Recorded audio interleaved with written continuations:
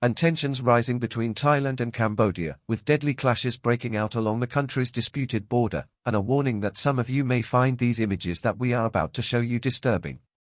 Fighting erupted early in the morning near an ancient temple. Both sides have accused the other, firing first hours later. Thailand's military said it deployed fighter jets to target Cambodian military targets. Thai officials accuse Number 10 of retaliating by launching rockets into civilian areas, including a petrol station. They say 12 civilians have been killed in attacks, while Cambodia is yet to report any fatalities. Will Ripley has more in India. A rocket slams into a 7-Eleven near a gas station in Thailand's seaside Cape province.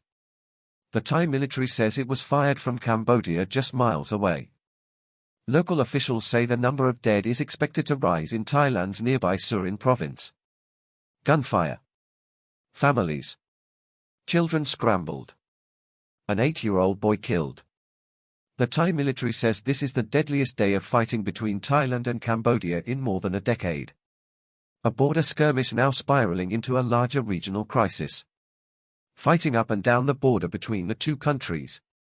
Thailand's military accuses Cambodia of deploying heavy weapons into civilian areas, rocket launchers, artillery hitting villages, homes, and public buildings. In response, Thailand sealed off all 508 miles of its border with Cambodia, raising fears of prolonged conflict. Diplomatic ties are unraveling. Ambassadors recalled Cambodia calling for an emergency UN Security Council meeting, accusing Thailand's far larger and better-equipped army of brutal, barbaric aggression. Thai F-16s bombed Cambodian military outposts.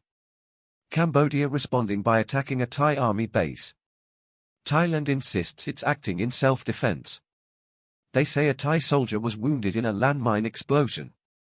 Cambodia claims it's only responding to Thai provocations. Thailand's military is more than triple the size of Cambodia's. Its air force among the most advanced in Southeast Asia. Cambodia has no fighter jets at all. Complicating matters, political turmoil in Thailand.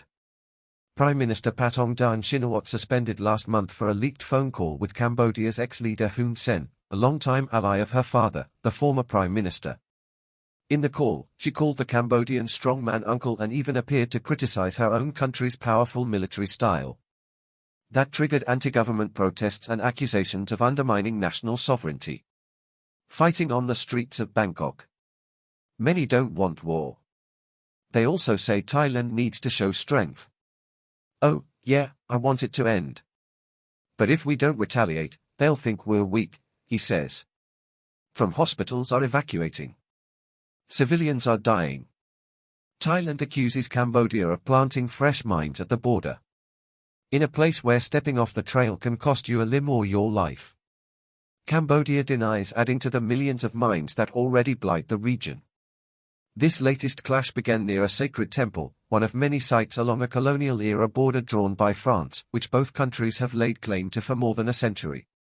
And with no ceasefire in sight, you have two nations, armed and angry on a collision course that's getting harder to reverse. Will Ripley, CNN, Taipei. This video shows people running to safety in Thailand's southern province amid the sound of gunfire. Thai officials say at least 11 civilians have so far been killed in the fighting. For more on this, I'm joined by Ben Bland. He's director of the Asia-Pacific program at Chatham House. And just walk us through this conflict. What's the history behind it? Well, Becky, like so many conflicts across Asia and across the world, the roots are in the colonial history, actually. So more than 100 years ago, the Kingdom of Siam, which predated modern Thailand, and the French, who were in colonial control over what's today Cambodia, agreed a demarcation of the border. And that's been disputed by Thailand ever since.